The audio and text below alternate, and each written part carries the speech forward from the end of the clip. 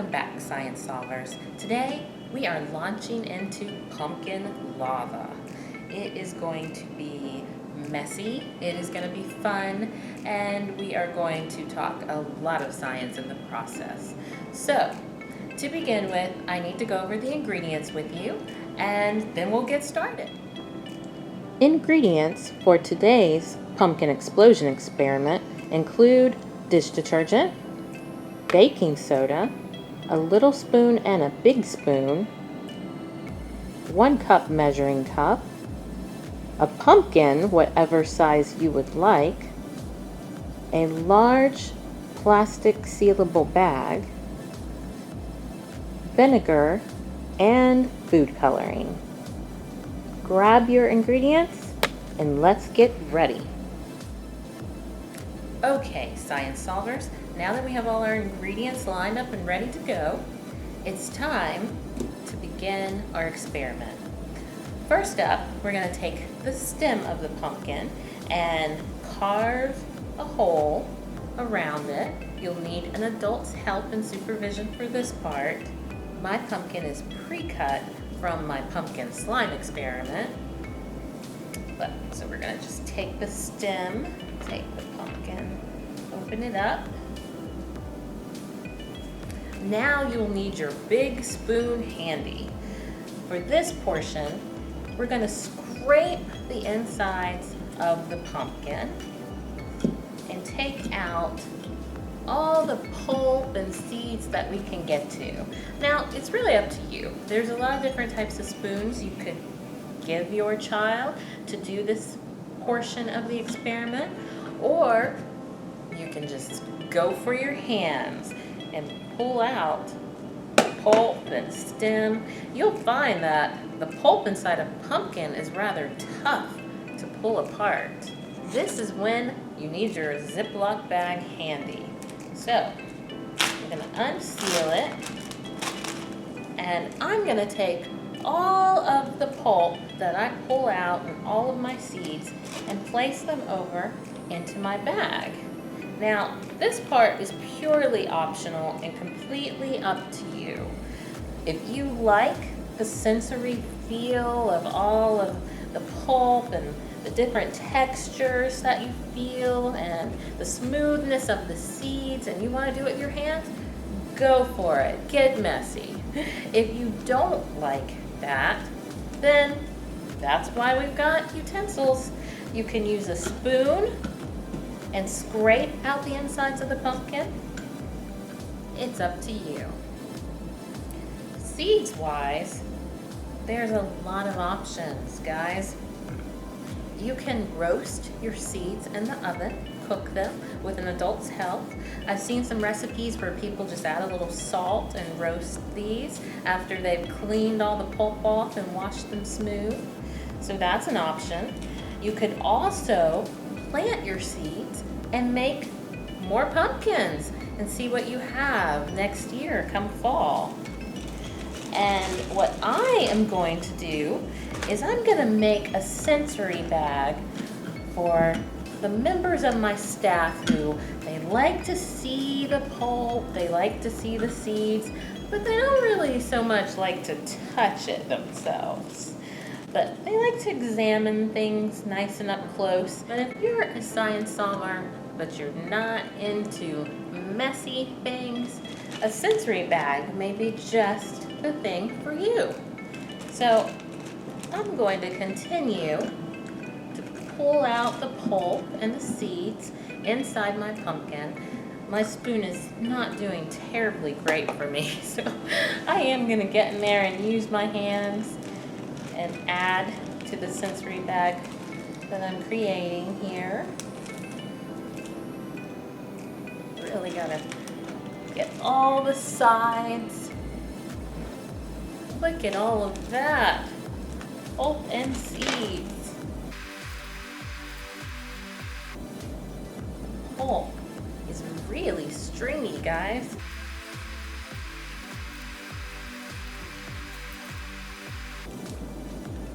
Lots of seeds. I'm gonna wash my hands. I'll be right back.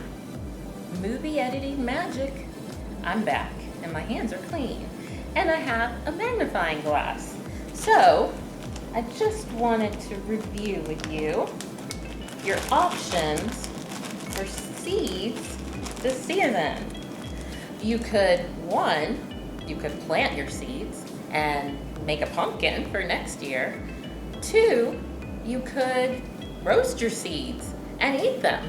Or 3, you can create your very own sensory bag like I did here and examine them closely.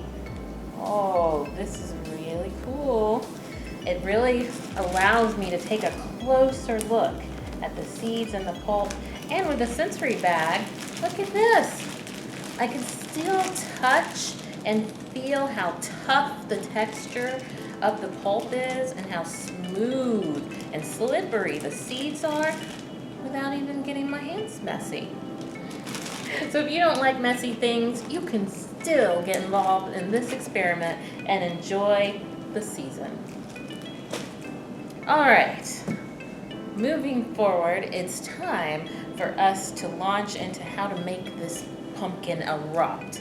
So, after lots and lots of reading online, there are different ways you can go about making your pumpkin eruption. Basically, you can use a smaller pumpkin. You can place an object into the pumpkin, like my cup here, which is what I'm going to do.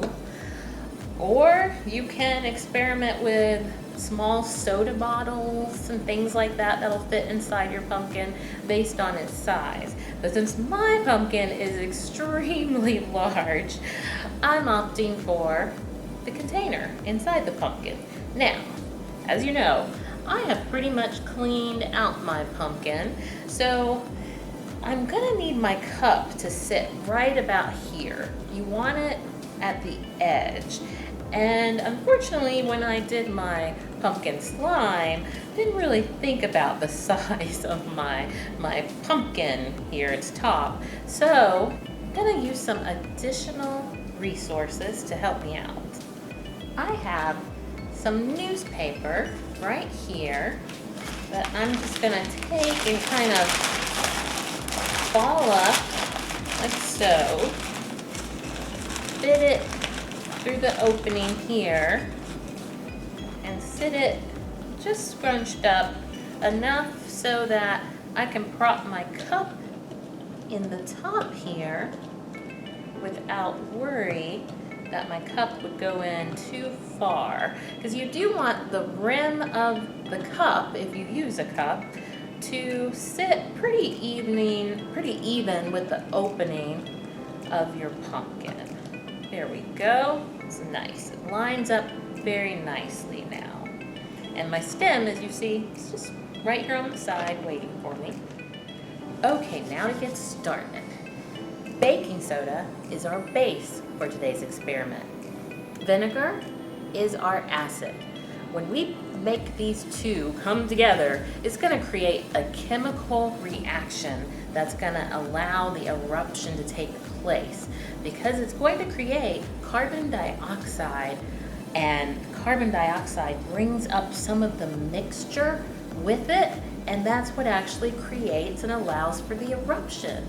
Now, our dish detergent here is actually just to make bubbles, and it creates a longer, more slower effect with your lava, so that's why we're gonna incorporate a little bit of that.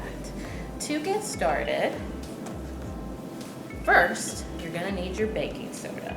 I'm going to pick up my cup so that you can see that for my baking soda, I'm not quite measuring. I'm just adding enough baking soda to cover the bottom of my cup here. I'm hoping for a really big reaction, so I'm actually doing probably about 1/8 of a cup here of baking soda. Right?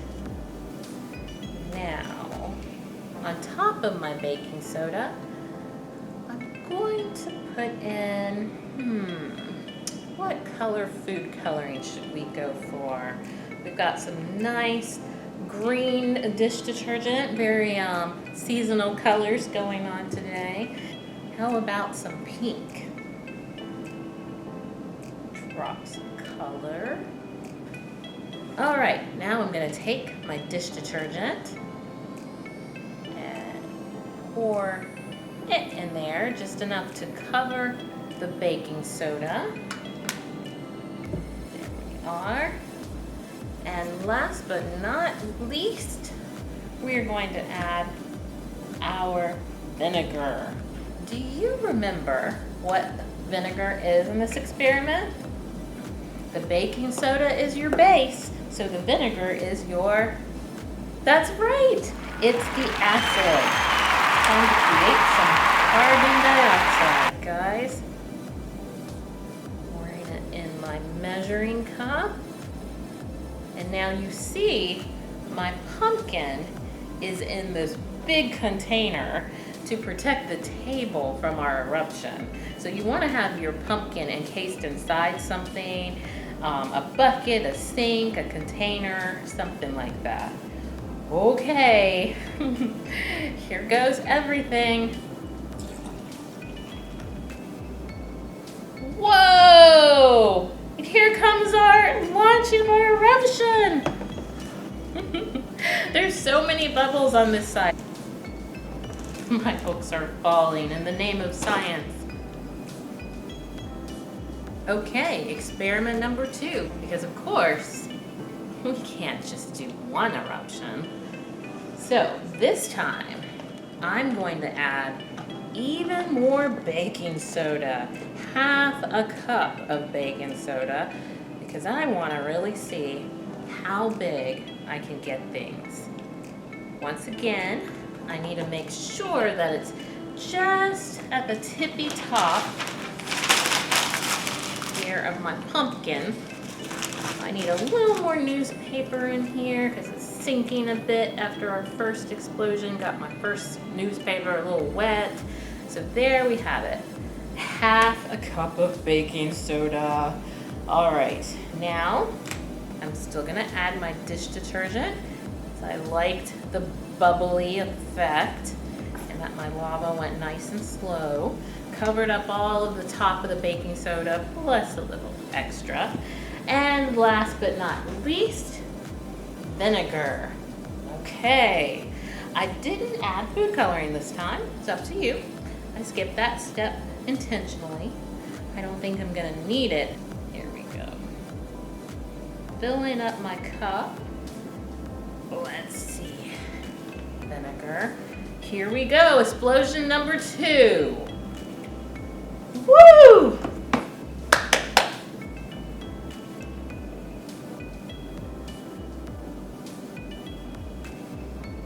Okay, for this, our final and third eruption, I'm going to try glass. And I've changed the camera angle so you can really see inside my pumpkin. All right, so I'm gonna take my glass container here and make sure that everything's gonna line up perfectly with the edge of the outside of my pumpkin. It's looking pretty good right now. Now, first up, as you know, is the baking soda. So I'm gonna pour it in there. I don't think I'm gonna go quite half full this time. You experiment at home and see how much baking soda makes the ideal launch for you.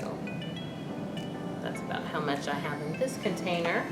I'm gonna add a little bit of my dish detergent there. And then I'm just gonna pour my vinegar right on in the container. Oh, take a look at that. Let's add a little bit more. I want bigger effect. Look at the bubbling, exquisite. Which eruption was your favorite? I'm thinking mine was the plastic cup number 2.